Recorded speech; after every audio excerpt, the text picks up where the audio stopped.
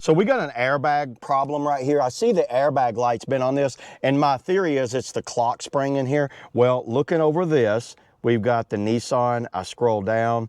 Here's the airbag fault codes. A current code is driver airbag module. That is a B1054 module code error, which I looked that up. That is the clock spring. So the clock spring needs to be replaced. That is very common. So I've already taken off the steering wheel. It's a pretty simple process. I'll kind of go over it once I get it all back together, but I wanted to verify whether this part was correct. So I've got this one in, and it is a exact match of what came out of here. You guys can see that right there. See how that looks? It does have this little clip right here, but we'll take all that off. I don't see any issues with this thing at all. It says the L8 on it, and it's the L8, and it's all going to go behind the dash right here. So once I take off this casing right here, we'll be good to go. So let's get to work. Okay, I broke it all down, and you can kind of see how a steering wheel looks when it's all removed right here. Here's the old clock spring right here. The screws are back there. There was two screws right there I had to take off.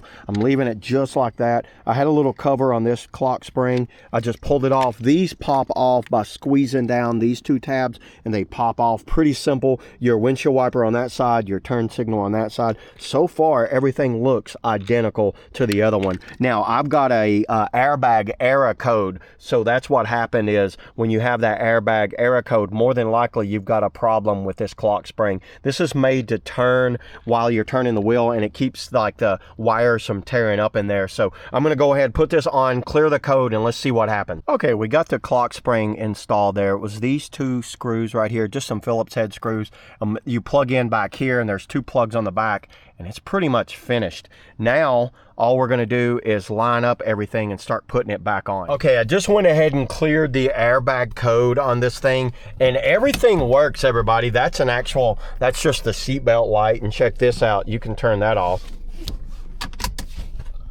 So check it out. I've got no lights up here. I used to have that airbag light flashing all the time. So here's the Amazon ASIN on this thing. I don't know how well you can see it in the camera, but it was exactly like the same part that came out of here. I see no issues with this thing at all. What you got to do, it's a little bit too much to get into in this video, but I just wanted to show y'all that this part works flawlessly. I don't see any problems. One thing that I had problems with my windshield wipers. Check it out, my windshield wipers worked. I thought it was a bad switch, but what it was a bad clock spring. Right there was gone bad, and it wasn't working with the windshield wipers. So once you clear the code, I use this to clear my code. You can clear the code by, I think, taking the battery off or whatever, and I think you can do it that way. But I use the OBD2 scanner here. The X-Tool D6 is the one I have. So I don't see any problems with this clock spring at all. It's very affordable. It's probably a third of the cost of what one of these costs from Nissan. So I recommend getting one of these clock springs